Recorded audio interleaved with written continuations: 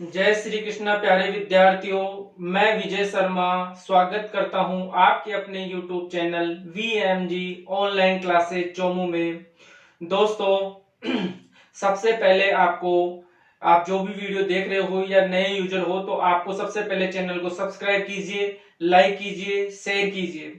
दोस्तों हम गणित पढ़ रहे हैं और गणित में सबसे पहला हमने जो टॉपिक लिया है वो है नंबर सिस्टम, संख्या पद्धति। और संख्या पद्धति में भी सबसे पहला जो टॉपिक है वो है types of number. Types of number में हम विभिन्न प्रकार की संख्याओं के बारे में पढ़ने वाले हैं। तो हम 5 संख्याओं के बारे में पूर्णतः अध्ययन कर चुके हैं, जो कौन कौन सी है? प्राकृत संख्या, पूर्ण संख्या, पूर्णांक संख्या, सम संख्या और विषम संख्या। इंग्लिश में बोले तो natural number, whole number, integer number, even number और ओड नंबर। दोस्तों आज हम बहुत ही महत्वपूर्ण संख्या के बारे में चर्चा करने आए हैं और यहीं से प्रश्न बनने की संभावनाएं अधिक होती है। वो संख्या है अभाज्य अभाज्य संख्या या अभाज्य गुणनखंड भी कह सकते हैं और अभाज्य संख्या भी कह सकते हैं। तो पहले हम संख्याओं के बारे में पढ़ते हैं। अभाज्य संख्या, प्राइम नंबर, फिर हम अभाज्य गुणनखंड की बात भी करेंगे। सबसे पहले हम संख्या के बारे में जानते हैं और फिर गुणनखंड के बारे में भी बात करेंगे। अब दोस्तों अभाज्य संख्या की परिभाषा बहुत जगह अलग अलग है। स्कूल में हमने क्या परिभाषा पढ़ी थी कि वह संख्या जिसमें स्वयं का भाग जाए तो और किसी और का भाग नहीं जाए तो वह अभाज्य संख्या कहलाएगी, और एक और स्वयं के अलावा किसी और का भाग नहीं जाना चाहिए वह अभाज्य संख्या कहलाएगी। तो दोस्तों आज हम इसकी स्टैंडर्ड जो परिभाषा है वो सीखते हैं और देखते हैं कि पुरानी परिभाषाओं में कहां मिस्टेक थी, क्या गलती थी। तो इसका जो डेफिनेशन है अभाज्य संख्या का वो क्या है दोस्त, कि वह संख्या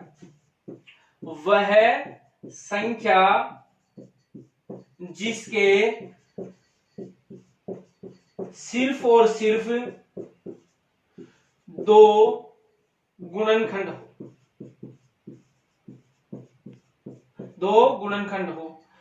तथा दोनों गुणनखंड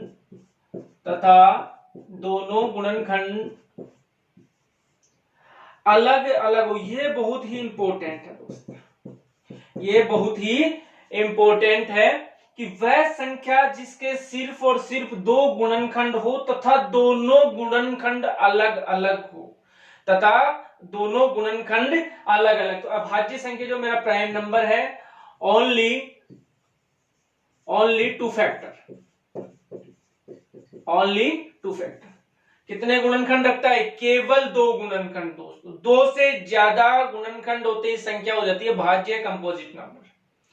ठीक है, तो वह संख्या जिसके सिर्फ और सिर्फ दो गुणनखंड हो, दो से कम भी नहीं होनी चाहिए, दो से ज्यादा भी नहीं होनी चाहिए, कौन सी संख्या कहलाती है? अभाज्य संख्या।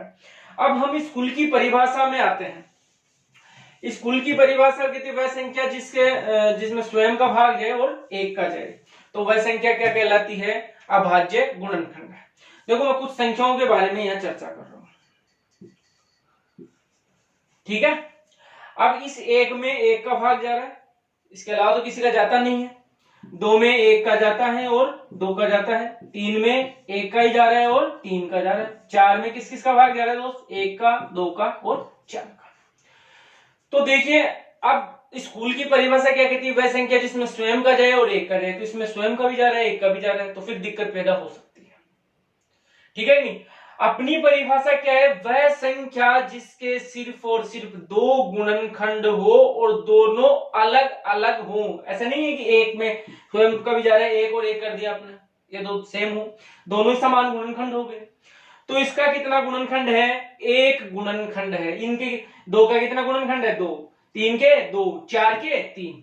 देखो आज तक आपने सिर्फ रटा होगा कि एक न भाज्य है और न अभाज्य है। मैं दावे से कहता हूं आज आपको समझ में आएगा कि एक न तो भाज्य है न अभाज्य। ऐसा क्यों है?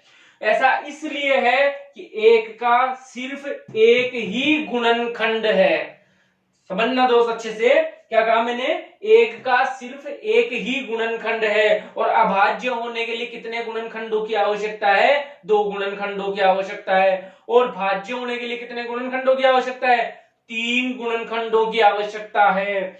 तो लेकिन एक का तो एक ही गुणनखंड है, इसलिए एक के बारे में कहा गया है न तो ये भाज्य है दोस्त और ये न अभाज्य है, न तो ये कंपोजिट है और न ही ये प्राइम नंबर है।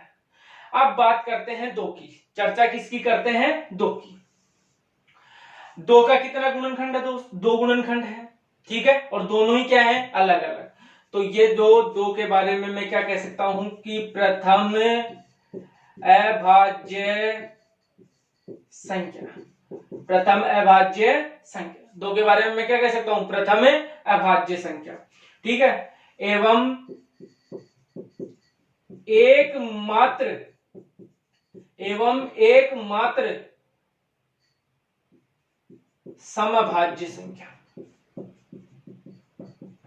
यह सबसे इंपॉर्टेंट है कि जो दो है उसको मैं कह सकता हूं कि ये सबसे छोटा प्राइम नंबर है, सबसे स्मॉल प्राइम नंबर है, या सबसे फर्स्ट प्राइम नंबर है, सबसे पहला अभाज्य संख्या है। लेकिन इसके बारे में एक और जबरदस्त इंफॉर्मेशन है, वो इंफॉर्मेशन क्या है कि ये एकमात्र समअभाज्य संख्या है।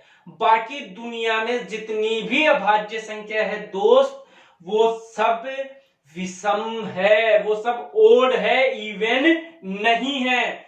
अगर कोई इवन नंबर प्राइम नंबर है तो वो सिर्फ और सिर्फ दो है। तो ये बहुत ही इंपॉर्टेंट क्वेश्चन है कि एकमात्र समअभाज्य संख्या वो दो है, प्रथम अभाज्य संख्या दो है। लेकिन एक बार प्रश्न पूछ लिया दोस्त कि प्रथम विषम अभाज्य संख्या, प्रथम विषम अभाज्य संख्या, प्रथम विषम अभाज्य संख्या। तो अब बहुत सारे विद्यार्थी क्या है कि देखो एग्जाम देने जाते हैं, बड़े जल्दीबाजी में रहते हैं, वो लगा अभी नंबर आ जाएगा, अभी मैं कर दूंगा क्रैक एग्जाम को, तो वो बहुत सारी गलतियां करके आते हैं। देखो बहुत अभ्यास करने के बाद भी 5% गलतियां होती है एग्जाम में, ध्यान दीजिए। बहुत जबरदस्त ये पॉइंट कह रहा हूं मैं आपको कि बहुत अभ्यास करने के बाद भी बड़े बड़े अच्छे अच्छे विद्यार्थियों से 5% गलतियां हो जाती है। तो ऐसी गलतियों से आप बचो, सावधानी पूर्वक काम करो। प्रथम सुना, लास्ट देखा, दो के लगा के आगे चलो सा हो गया मेरा प्रश्न सही। बाहर आगे देखा ये तो विषम पूछ लिया, चला मैं करके आया हूं सम, ये पूछ लिया विषम। तो प्रथम विषम भाज्य संख्या कौन है, 3। और प्रथम भाज्य संख्या, प्रथम भाज्य संख्या या कंपोजिट नंबर 4। तो प्रथम भाज्य संख्या कौन सी हुई, देखो अब इस डायग्राम से ही 4-5 प्रश्न बनेंगे और यहीं से आने की ज्यादा संभावना है। तो एकदम क्लियर समझ में आ चुका होगा कि एक न तो भाज्य है और न अभाज्य है। प्रथम अभाज्य संख्या 2 है, सबसे छोटी अभाज्य संख्या 2 है, एकमात्र समअभाज्य संख्या 2 है, प्रथम विषम अभाज्य संख्या 3 है, प्रथम भाज्य संख्या 4 है। क्यों है, क्योंकि इसके 2 से ज्यादा गुणनखंड है, 1, 2 और 4। गुणनखंड क्या है, जिनका भाग जाए उस संख्या में वो गुणनखंड हो गए, ठीक है नहीं। तो कितने गुणनखंड हो गए, 1, 2 और 4। तो देखो इन चारों संख्याओं को आप वीडियो को रोककर इसको नोट कर लीजिए, बहुत ही इंपॉर्टेंट जानकारी है और ये बहुत ही कम देखने को मिलती है दोस्त, ठीक है बेटा। तो नोट कर लेना इसको, वीडियो को रोक के आप, है ना। तो अब चार सब आप बताइए, न भाज्य कौन सी है, 1 प्रथम भाज्य संख्या, 2 एकमात्र समभाज्य संख्या, 2 प्रथम विषम भाज्य संख्या, 3 प्रथम भाज्य संख्या, 4। अब बात कर लेते हैं कि 1 से 100 तक कितनी अभाज्य संख्या होती है, 25। 1 से 100 तक कितनी अभाज्य संख्या होती है, 25। 1 से 100 तक 25 अभाज्य संख्या, देखते हैं कौन कौन सी होती है। चलिए, तो 1 तो होगा नहीं, 2, 3, 4 में तो अभी बताया प्रथम भाज्य संख्या 4 है, 5, 6 में 2 का भी जाता है, 3 का 6 नहीं होगी, 7, 8, 9 में भी जाता है, 10 से 11, 12, 13, 14, 15, 16, 17, 19, 23, 24, 25, 26, 27, 28, 29, 30, 31, 32, 33, 34, 35, 36, 37, 38, 39, 40, 41, 42, 43, 44, 45, 46, 47, 48, 49, 50, 51, 52, 53, 54, 55, 56, 57, 58, 59, 60, 61, 62 63 64 65 66 67 68 69 70 71 72 73 74 75 76 77 78 79 80 81 82 83 84 85 86 87 88 89 90 91 92 93 94 95 96 97 देखते हैं 25 हो गई क्या। 1 2 3 4 5 6 7 8 9 10 11 12 13 14 15 16 17 18 19 20 21 22 23 24 25। देखिए ये मैंने एक बार नोट करके दे दिया आपको, 1 से 100 तक 25 अभाज्य संख्या होती है, वो ये होती है। ठीक है, अब इसको मैं मिटा देता हूं एक बार। यहीं से अब मैं और आपको चीजें सिखा रहा हूं कि आपसे पूछ ले भैया 1 से लेकर 25 तक, 1 से लेकर 25 तक कितनी अभाज्य संख्या होती है, तो 9 होती है। देख लो 3 3 6 और 3 3 6 और 3 9। आपसे पूछे भैया 25 से 50 तक कितनी होती है, तो भैया बता देना उसको, जो पूछे उसको बता देना कि 6 होती है। और 50 से 75 तक कितनी होती है, 6 होती है। 50 से 75 तक कितनी होती है, 6। और 75 से 100 तक कितनी होती है, 4 होती है। तो यहां से भी प्रश्न बन जाता है, इसके अंदर से भी प्रश्न बन जाता है, अंदर से इसका 1 से 25 तक कितनी होती है, 25 से 75 तक, ये सब चीजें आपको पता होनी चाहिए। ठीक है, अब यहां पे मैं एक चीज और लिख देता हूं आपको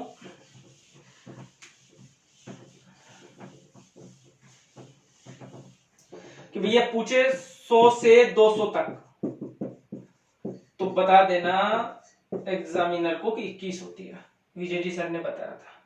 ठीक है, अब 1 से 200 तक पूछ ले तो भैया 25 ये 21 से कितनी हो गई, 46। एक और बता देता हूं भैया, 1 से 1000 तक 168 होती है।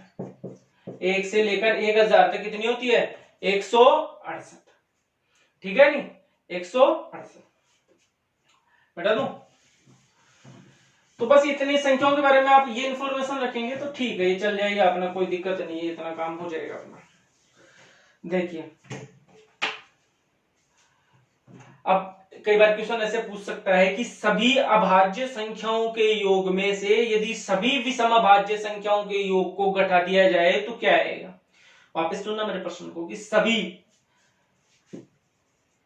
ऑल प्राइम नंबर में से यदि ओड प्राइम नंबर घटा, ऑल प्राइम नंबर के योग में से यदि ओड प्राइम नंबर का योग घटा दिया जाए तो क्या बचेगा। अब आपको पता है कि सभी प्राइम नंबर सिर्फ 2 को छोड़कर क्या होता है, ओडी होते हैं, विषमी होते हैं।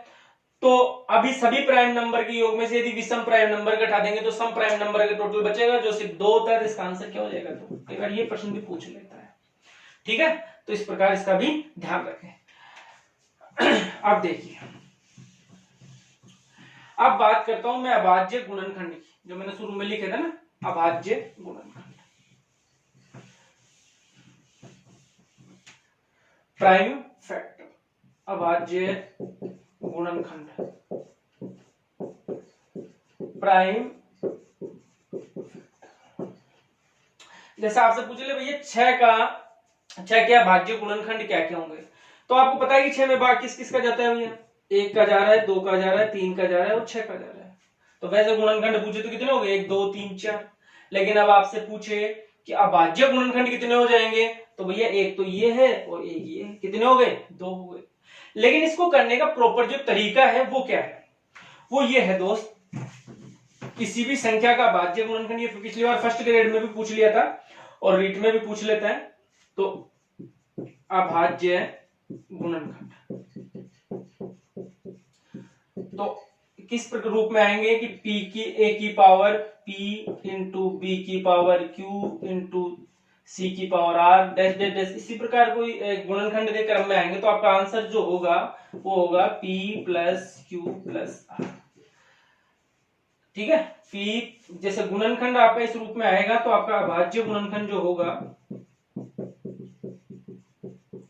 वो क्या हो जाएगा, आपका answer p plus q plus r। जैसे 6, ध्यान रखना जब भी आप गुणनखंड निकालने बैठो तो आपको अभाज्य संख्याओं का भाग देना है। तो सबसे छोटी अभाज्य संख्या को भाग देना, सबसे पहले शुरुआत आपको 2 से करनी है। अगर जाता है तो ठीक है, नहीं जाता है तो फिर 3 से करनी है, 5 से करनी है, 7 से करनी है, इस प्रकार। तो 2 तिया 6, फिर 3 में 3 का भाग कितनी बार गया, एक बार। तो मैं यहाँ क्या कह सकता हूँ कि जो 6 का फैक्टर आया है 2 की पावर 1 इंटू 3 की पावर 1 इंटू 1। अब देखिए 2 और 3 दोनों ही क्या है, दोनों ही क्या है यहाँ पे अभाज्य संख्या। ध्यान रखना ए बी सी, जो ए बी और सी है वो क्या होना चाहिए, प्राइम नंबर। तो अभी ये p प्लस की, तो इनके घात को अपन जोड़ देंगे, 1 प्लस 1 आंसर कितना आ गया। अब भाज्य संख्याओं के ऊपर जितनी भी घात आएगी उनको हम क्या कर देंगे, जोड़ देंगे, तो आपका क्या आ जाएगा, अभाज्य गुणनखंड आ जाएगा। देखिए एक और थोड़ा बड़ा लेते हैं एग्जांपल, और फिर उससे पता करते हैं कि इसमें अभाज्य गुणनखंडों की संख्या कितनी है। जैसे मान लो कि हमने ले लिया 210 कि गुरुजी 210 में बताओ अभाज्य गुणनखंड कितना है। 2 का भाग कितना है दोस्त, 105। फिर 3 का भाग देंगे कितना आ जाएगा, 35। फिर 5 का भाग देंगे कितना आया, 7। फिर 7 का भाग देंगे कितना आया, 1। तो क्या हो गया फैक्टर, 2 इंटू 3 इंटू 5 इंटू 7, 1 1 1, इन सबको जोड़ देंगे, 1 प्लस 1 प्लस 1 कितना हो गया, 4 हो गया। कितने भाज्य गुणनखंड हो गए, 4। ठीक है, चलो एक और प्रश्न लेते हैं।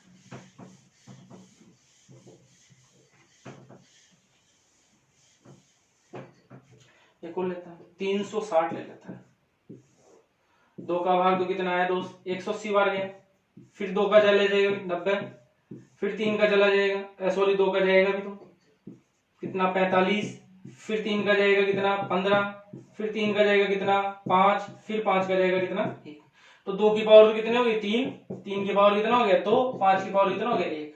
तो 3 प्लस 2 प्लस 1 कितना हो गया आंसर दोस्त, 6। कितने अभाज्य गुणनखंड हो जाएंगे इसके, 6 अभाज्य गुणनखंड हो जाएंगे। तो अभाज्य संख्या के बारे में समझा आपने, अभाज्य गुणनखंडों के बारे में समझा आपने, ठीक है। और भाज्य संख्या मैंने बता दिया कि 2 से ज्यादा गुणनखंड हो तो वो कॉम्पोजिट नंबर कहलाएगी, भाज्य संख्या कहलाएगी, ठीक है। अब कुछ इस प्रकार भी प्रश्न आ जाता है, देखो एक प्रश्न और बता देता हूं मैं आपको कि 8 की पावर 10 इंटू 15 की पावर 5 इंटू 49 की पावर 3, इसके अभाज्य गुणनखंडों की संख्या ज्ञात कीजिए। तो ये 8, 15 और 49 मैंने क्या कहा कि यहाँ पे संख्या भाज्य होनी चाहिए, ये भाज्य संख्या है, इनको अभाज्य में कन्वर्ट करेंगे। तो 8 को क्या लिख सकता हूं मैं, 2 की पावर 3 की पावर 10। 15 को मैं लिख सकता हूं 3 इंटू 5। 49 को लिख सकता हूं 7 की पावर। तो कितना हो गया, 2 की पावर 10 दिया 30, ये 3 की पावर 5 इंटू 5 की पावर 5 इंटू 7 की पावर 3 दूनी 6। अब आ गई अभाज्य संख्या 2 3 5 7, तो आप जोड़ दो इनको, 30 प्लस 5 प्लस 5 प्लस 6, तो 40 और 6 कितना हो गया 46। अभाज्य गुणनखंडों की संख्या कितनी हो गई इसके, 46 हो गई, ठीक है। तो अभाज्य संख्या समझ में आ गई, वह संख्या जिसके सिर्फ और सिर्फ 2 गुणनखंड हो अभाज्य संख्या कहलाती है। एक न भाज्य है न भाज्य है, सबसे छोटी अभाज्य संख्या 2 है। एक मात्र सम अभाज्य संख्या 2 है, और सबसे प्रथम भाज्य संख्या 4 है। और 1 से 100 तक अभाज्य संख्या कितनी होती है, 25 होती है। और 1 से लेकर 25 तक कितनी होती है, 9 होती है। 25 से 50 तक 6 होती है। 50 से 75 तक 6 होती है। 75 से 100 तक 4 होती है, ठीक है। 1 से 50 तक पूछे तो 15 होती है। 50 से 100 तक पूछे तो 10 होती है।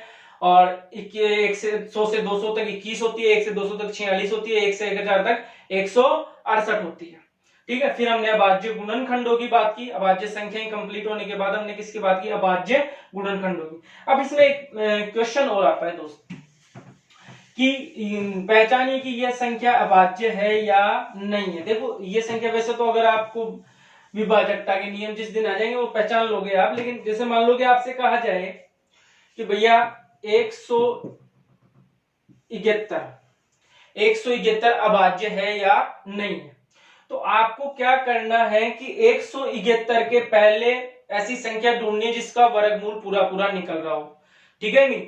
तो देखिए 13 का होता है 169, इसका वर्गमूल निकल रहा है 13 का। 13 का कितना होता है वर्ग, 169। तो 171 के पहले वो संख्या मुझे मिल गई जिसका वर्गमूल पूरा पूरा निकल रहा है, वो है 169 जिसका वर्गमूल क्या है 13। तो 13 से पहले कौन कौन सी अभाज्य संख्या वो देख लेंगे हम, 2 3 5 7 और 11। 2 3 5 7 और 11। ये अभाज्य संख्याएं हैं। तो इन अभाज्य संख्याओं का हम इसमें क्या देंगे, भाग देंगे, और देखेंगे अगर भाग चला जाता है तो ये भाज्य होगी और नहीं जाता है तो अभाज्य होगी। ठीक है, तो देखते हैं, 2 का जाएगा नहीं, 7 और 2 9 3 का चला गया, 3 छिकी 3 पंजे 15, 3 7 21, तो ये कौन सी संख्या हो गई, भाज्य हो गई। कौन सी संख्या हो गई, भाज्य संख्या हो गई। ठीक है, तो अभाज्य संख्या जांचने का एक नियम है कि जो भी संख्या आपको दी है उससे पहले ऐसी संख्या को ढूंढो जिसका वर्गमूल पूरा पूरा निकल रहा हो, और जिस संख्या का वर्गमूल, जो संख्या वर्गमूल निकलने वाला जो संख्या है उससे पहले वाली जो अभाज्य संख्या उनका भाग देके देख लो, अगर भाग जा रहा है तो संख्या भाज्य है, नहीं जा रहा है तो अभाज्य है। ठीक है, अब एक संख्या और होती है दोस्त, को प्राइम नंबर, सहभाज्य संख्या, सहभाज्य संख्या, सहभाज्य संख्या, इसको बोलते हैं को प्राइम नंबर, सहभाज्य संख्या। तो इसका डेफिनेशन कर लो कि वह संख्या जिसका HCF 1 हो, वह संख्या जिसका महत्तम समावर्तक 1 हो, वह संख्या जिनका कोई गुणनखंड आपस में 1 के अलावा नहीं मिल रहा हो, वो सहभाज्य संख्या कहलाती है। जैसे मैं कहूं कि भैया 3 और 4 क्या सहभाज्य संख्या है, हाँ सर, क्योंकि 3 और 4 में कोई गुणनखंड इनका कॉमन नहीं आ रहा है, इसमें 3 का जा रहा है, इसमें 4 का भाग जा रहा है, 2 का जा रहा है, 1 के अलावा कोई गुणनखंड कॉमन नहीं, तो इसका HCF कितना हो गया, 1 हो गया, तो ये सहभाज्य संख्या हो गई। मैं आपसे कहूं कि 5 और 7 सहभाज्य संख्या है क्या, है सर, क्योंकि 5 और 7 में कोई कॉमन नहीं आने वाला, दोनों ही अभाज्य संख्या है, तो 2 अभाज्य संख्या आ गई अगर, तो वो तो सहभाज्य संख्या तो होगी, क्योंकि कॉमन फैक्टर क्या हो गया उनका, जो HCF है वो 1 हो गया। अब मैं आपसे पूछूं कि भैया 3 और 12 क्या सहभाज्य संख्या है क्या, नहीं है गुरुजी, नहीं है, क्योंकि इसमें 3 का इसमें भी जा रहा है और इसमें भी जा रहा है, 1 के अलावा एक फैक्टर और आ गया 3, तो ये सहभाज्य संख्या नहीं है। तो सहभाज्य संख्या बिल्कुल को प्राइम नंबर, एक बहुत बेसिक सा डेफिनेशन है कि जिसका महत्तम समावर्तक 1 हो। महत्तम समावर्तक से मतलब है कि जो संख्याएं दी हुई है उनमें 1 के अलावा और कोई कॉमन ना हो, कोई संख्या ऐसी नहीं है जिसमें सबका भाग चला जाए 1 के अलावा, तो वो कौन सी संख्या हो जाएगी, फिर को प्राइम नंबर हो जाएगी। तो दोस्तों आज हमने अभाज्य संख्याओं को बिल्कुल अच्छे से पढ़ा है, और मैं समझ रहा हूं जहां तक अभाज्य संख्या में आपको कोई दिक्कत नहीं है, कि अभाज्य संख्या का कैसा भी प्रश्न हो आप हल कर सकते हो। तो 2 प्रश्न मैं आपसे यहाँ पूछ लेता हूं, ठीक है नहीं, तो चलो तो 1 से 100 तक कितनी भाज्य संख्या होती है, कितनी भाज्य संख्या होती है, 1 से 100 तक कितनी भाज्य संख्या होती है। अभाज्य कितनी होती है, 25, तो विद्यार्थी से कहेगा भाज्य है कितनी हो जाएगी, 75, वो गलती कर रहा है दोस्त, 1 से 100 तक। अब 25 तो अभाज्य हो गई, लेकिन ये एक न तो भाज्य है और न अभाज्य, ये भी इसमें काउंट हो जाएगा, तो 200 माइनस 26 आंसर कितना हो गया, 74। तो 1 से 100 तक कितनी भाज्य संख्या होती है, 74 होती है, 74 होती है। तो दोस्तों कैसी लगी आज की क्लास, भाज्य संख्या, अभाज्य संख्या, भाज्य गुणनखंड, ठीक है नी, को प्राइम नंबर से भाज्य संख्या, भाज्य संख्या के जितने भी वेरिएबल हैं वो मैंने आज लिए हैं अच्छे से, और मैं आशा करता हूं कि आप सभी को समझ में आए होंगे। तो दोस्तों ज्यादा से ज्यादा इसको सब्सक्राइब कीजिए, शेयर कीजिए, लाइक कीजिए, आपका जितना प्यार बढ़ता रहेगा मेरा उत्साह उतना ही बढ़ेगा, मैं उतने अच्छा कंटेंट आपके सामने लाऊंगा। और मैं कह रहा हूं कि आपको कहीं पढ़ने की आवश्यकता नहीं है, बिल्कुल बिंदास रहिए, बिल्कुल एकदम पूरा पढ़ाया जाएगा, टेंशन लेने की आवश्यकता बिल्कुल भी नहीं है। दोस्त मिलते हैं अगले वीडियो में, जहां हम पढ़ेंगे परिमेय संख्याओं के बारे में, रैशनल और इरेशनल, जो बहुत ही कंफ्यूज करती है विद्यार्थी को, समझ में नहीं आता क्या माने परिमेय है क्या परिमेय, बहुत सारे प्रश्न वहां से बनते हैं। तो ठीक है, अगली क्लास अपनी और भी लंबी रहेगी, वो बहुत डीपली पढ़ेंगे हम उसको, परिमेय एवं अपरिमेय संख्याओं को। तो दोस्त मिलते हैं नेक्स्ट वीडियो में, जय हिंद जय भारत, पढ़ते रहिए और घर पे रहिए, कोरोना से भी जीत लेंगे और पढ़ाई से भी जीत लेंगे, ठीक है दोस्तों, ठीक।